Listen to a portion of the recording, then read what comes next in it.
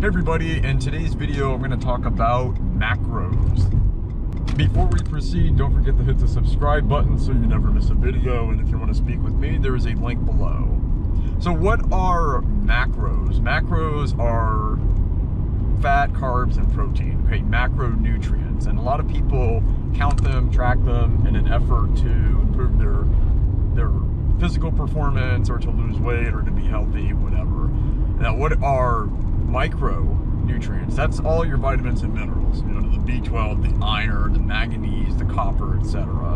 In this video, I'm going to tell you how to measure them and if you should even measure them at all. There are some other macronutrients too. There's alcohol, which is technically a sugar, or ethanol, and it's metabolized differently. Now, most people aren't consuming a lot of alcohol anyway, so you don't have to factor that in most days. But if you drink a lot, if you drink socially, you might want to consider that. The other one is fiber. Fiber is technically a carbohydrate. Some people, they add up all the carbohydrates they're eating and then they subtract the fiber. Some people subtract the soluble and the insoluble fiber. I think you should only subtract the insoluble fiber because I think you can absorb soluble fiber. I might be wrong about that, but to me, it's one more reason why I don't track my macros. Okay, why track macros? Well, some people have specific diets. Some people want to follow a high-fat diet, like a keto diet. Some people are trying to do a carb diet. And some people say they do better when they hit some certain macronutrient profile. That's why you hear stuff like, you know, I want to hit my macros for today, because they say I'm going to only eat 50% carbohydrates, so they try to aim for 50% carbohydrates by calories. So how do you measure macros? It's not that hard, but it does require an extra step. So if you have something that is packaged, it's pretty easy. You look at the nutrition label. If it's not packaged, then you have to do a little extra work. You might have to use a database. I like Self Magazine's nutrition database. That's the most comprehensive one I've ever found. I've been using it for 8 or 9 years. I've never found anything better. Calorie King is okay as well. You can also go old school and look at encyclopedias.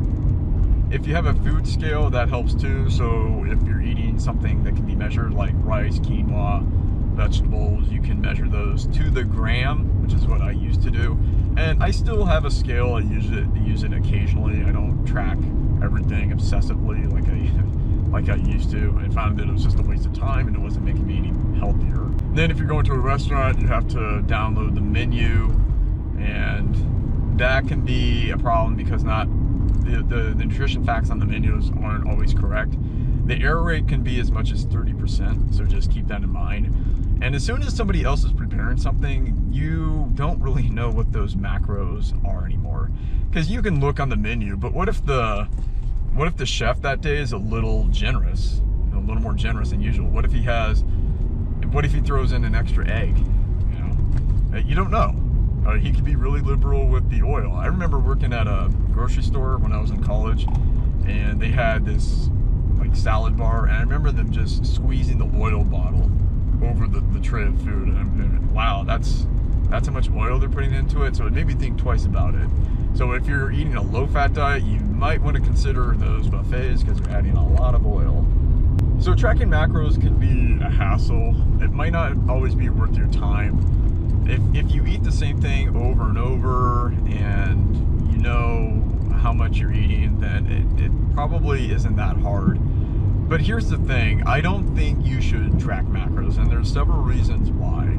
The first reason why is the time. You have to weigh things, you have to look at nutrition facts, you have to look at labels, you have to download the menu, you have to weigh everything, put it into a spreadsheet. I used to use these apps. I forget what the app was, but it showed you your macronutrient profile. And I spent so much time tinkering with it. It's like, okay, if I have this, then I can move it to 64%. If I move it this way, I can move it to 62%. And it just didn't matter after a while. And I realized that it wasn't what was going to make me healthy. I was, you know, binging, purging, fasting, engaging in all of these bad habits on the side, and then when I was thinking logically, I was thinking about, you know, my macros, and it just didn't make that big of a difference. And that's why I stopped doing it, because weighing everything and tracking everything was taking all of this time. And I finally stopped doing it because it wasn't worth it. What effect was it having on my behavior? It wasn't. So if you have disordered eating patterns, or if you have a full-blown eating disorder, I would stop counting macros, because it's not worth it. You don't need to know your macros. You probably already know what your macros are anyway. And it doesn't matter if you eat 50 or 52% carbohydrates, that's not gonna make a difference. Now the difference between 30% and 60%, yeah, that's gonna be a difference. But you don't need to know your macros to know what's going to satisfy you and what's going to give you the energy that you need. You don't need to know those exact numbers. If you need to know those exact numbers, ask yourself why. Do you really need to know the numbers, or is it just giving you this false sense of control? It's probably just giving you that sense of control. It's the same reason why you have to look at the nutrition facts. Like, I have to know what's in it, and I have to read the label on everything. I don't think you need to do that. Just be honest. Like, why are you really tracking this? And if you didn't track your macros every day, would you be less healthy? Would you be more anxious? Would you make worse choices? Would you make better choices? You just need to ask yourself if it's worth the time and the effort. You might find that it's not, and that's why I stopped doing it. So what are the ideal macros? Well, it depends on what your goals are. If you're an endurance athlete, you should probably be eating 55 to 70%. I've read that some Kenyan runners, or maybe like Eritrea or whatever, you know, East Africa, they were eating like 70% carbs when they were training. That's a lot. They would eat teff. I think that's a really popular grain. That part, maybe sorghum. I forget. But they were eating a lot of starch because they needed it to burn. They were running 100 miles a week. Well, you've got to have carbs to do that. If you're a power lifter, if you're doing a lot of strength training, you can probably go lower than that. Even so, even if you're lifting a lot of weights and you're a CrossFit athlete, you're probably still looking at 50% carbohydrates. I just find that once you go below 50%, it's really hard to maintain the energy that you need. You need carbs to feel warm. You need carbs to feel motivated. You need carbs for your mood. You need carbs for your hormones. I can make a whole video on why you need carbohydrates, but cutting your carbs to like 30 or 40% is kind of ridiculous. And then people on keto who are eating like 50 or 60 carbs a day, I don't know how they do it, to be honest. How do you live on avocado, olive oil, and like green vegetables? That must be hell. But if it works for you, it works for you. I'm not going to tell you not to do it. So you have to do what's best, and you know your body better than anybody. You shouldn't listen to me. You shouldn't listen to any guru. I'm just saying, on average, people don't do well when they severely restrict their carbohydrates. You need carbohydrates to burn. Okay? It's like gasoline in the gas tank. Right? So you should experiment with different macros. For me personally, I do well when it's about 60% carbohydrates. Okay, I have a natural predilection for carbs. I naturally gravitate towards those foods. I don't eat a lot of meat. I don't miss meat very much, although it's Memorial Day weekend, so I might have a cheat. I wouldn't even say cheat, but if somebody makes me a really, really good burger, you know, I might go for it. But on a day-to-day basis, I don't eat a lot of it, and that's my natural inclination. So I'm 90% vegan. And I think that was just by design. I like long distance sports, I like endurance sports, and I don't crave meat very much, so I naturally gravitate towards a high carb diet. You might be different. You might be somebody who naturally gravitates to a diet that's high in protein and fat. Fine, do what's best for you, but just be honest about it. Don't follow all of these rules because you feel like you have to.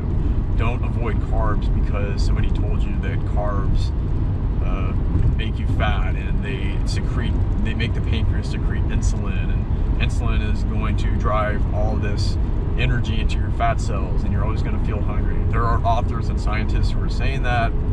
I disagree.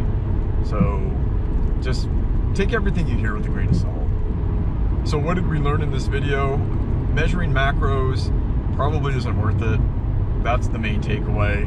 You don't need to know your exact percentages. Even if you did calculate it, you're probably still off. There's a lot of error because you don't know exactly how many carbs and fat are in everything that you eat. In the end, you can only estimate. What is the ideal macronutrient ratio? There is no ideal. Everybody's different. Everybody has different needs.